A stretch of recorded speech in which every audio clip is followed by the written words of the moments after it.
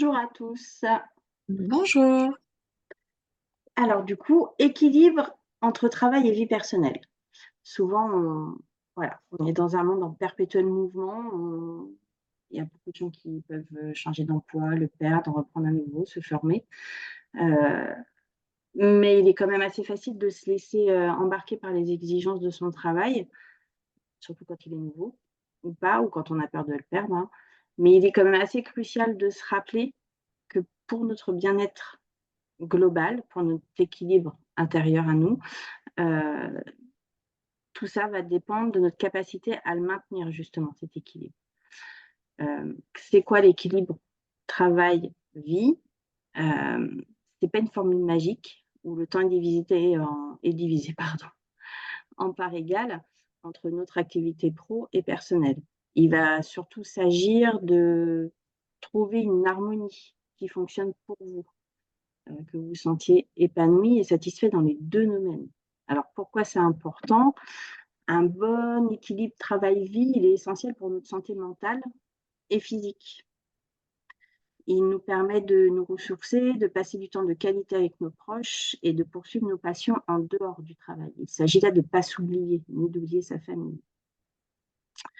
Alors comment on fait quand on se sent sous pression au travail et qu'on se met la pression tout seul, pour ce qui concerne le perso, parce que là en général on se le met bien bien tout seul. Il va falloir commencer, par définir vos priorités. Qu'est-ce qui compte le plus pour vous? La vie perso, la vie pro, peu importe, mais vous vous concentrez sur ces éléments-là et vous établissez des limites claires, en fait, entre votre travail et votre vie personnelle. Ce qui ne veut pas dire que vous n'avez pas le droit d'être une femme qui a envie de faire carrière.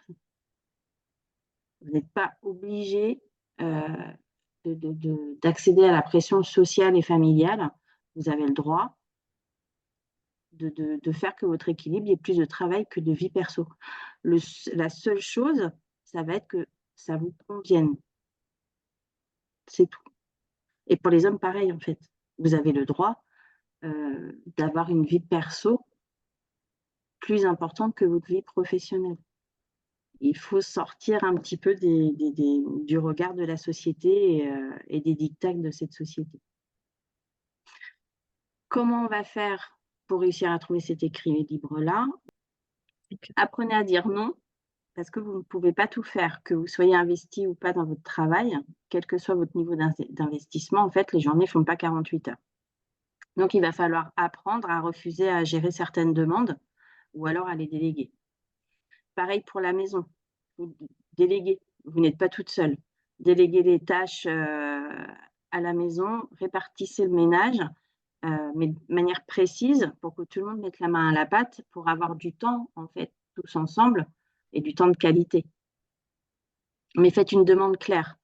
Dites pas, en partant le matin: «J'aimerais bien que quelqu'un vide le lave-vaisselle». Non.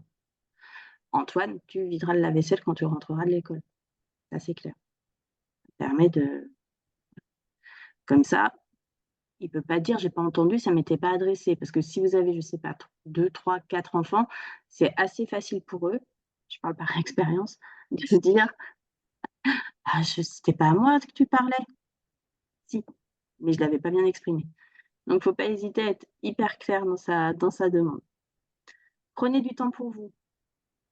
C'est pas toujours évident quand on a une vie pro, une vie perso, des enfants, surtout quand ils sont petits, mais essayez de voir avec votre conjoint, une amie, une tante, une voisine, peu importe, que ça puisse vous laisser un petit peu de temps par semaine pour vous et uniquement pour vous.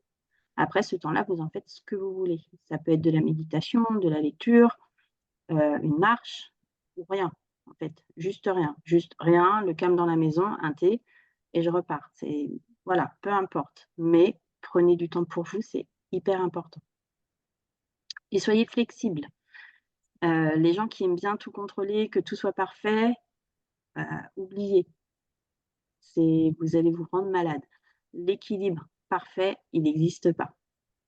Il faut être prêt à ajuster sa routine en fonction des circonstances. Il y a toujours, le petit dernier, qui est malade et c'était pas prévu ou, celui du milieu qui finalement avait un match ou une rencontre, et qui avait oublié.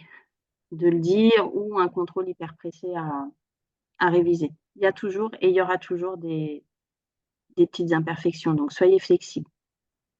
Pour gérer votre temps perso, vous pouvez essayer de faire des listes, planifier des choses. Il y a pas mal d'applis qui permettent ça.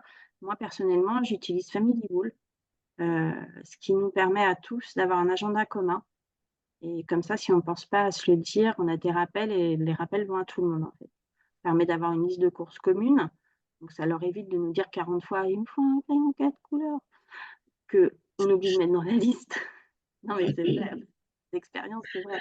Ils le mettent directement dans la liste et quand on va faire nos courses, voilà, il est dedans. Ça permet aussi un petit peu de les responsabiliser. Donc je vous la conseille pour le coup. Je suis pas payée, mais je vous la conseille. Et enfin, on se Après, rappelle. excuse-moi, Non, vas-y. mais Family Wall, ça marche avec les ados. Ça marche pas avec les petits. À partir du moment, oui, bah, c'est vrai, j'ai plus de Mais petits, moi. du coup, Donc à moi, ils partir, sont petits. oui, Du coup, nous, c'est un semainier en ardoise, mais vous pouvez en avoir un en marqueur, enfin, qui s'efface. Et du coup, vous pouvez mettre tout ce qui se passe ouais, le lundi, tout ce qui se passe le mardi, et ça résume la semaine, et ça permet de savoir où on va, pour tout le monde, pour le coup. ouais, ça c'est vrai aussi. C'est Voilà, cool. désolée. Ah non, mais tu as raison. Moi, j'ai plus de petits. La dernière, elle est au collège, donc elle a son téléphone. Donc c'est vrai que quand on a Mm. trouvé cette appli-là, on a trouvé ça super. Pour le coup, ça aide bien. Et donc, on se rappelle surtout que l'équilibre travail-vie, c'est un voyage personnel. C'est que le vôtre. Le regard des autres ne compte pas, l'envie des autres ne compte pas, c'est le vôtre, à vous. Et ça peut être en constante évolution. On peut changer de travail, euh, aller dans une nouvelle boîte ou se former à un nouveau métier. Enfin, voilà. Alors, on reste doux avec soi-même, on explore, on améliore, on garde ce qui fonctionne. Et surtout, ce qui ne fonctionne pas, si vous voyez que dans la famille, ça ne fonctionne pas, vous arrêtez, vous acharnez pas. Si ça ne marche pas, ça ne marche pas. C'est pas grave. Trouvez autre chose. Et au fur et à mesure, ça va s'affiner. Garde ce qui fonctionne. Et on se souvient que c'est une constante évolution, surtout. Donc, je vous souhaite de trouver un bel équilibre entre votre vie pro et votre vie perso. Et vous allez voir que votre vie va être beaucoup plus douce. Merci. Bonne soirée. Au revoir.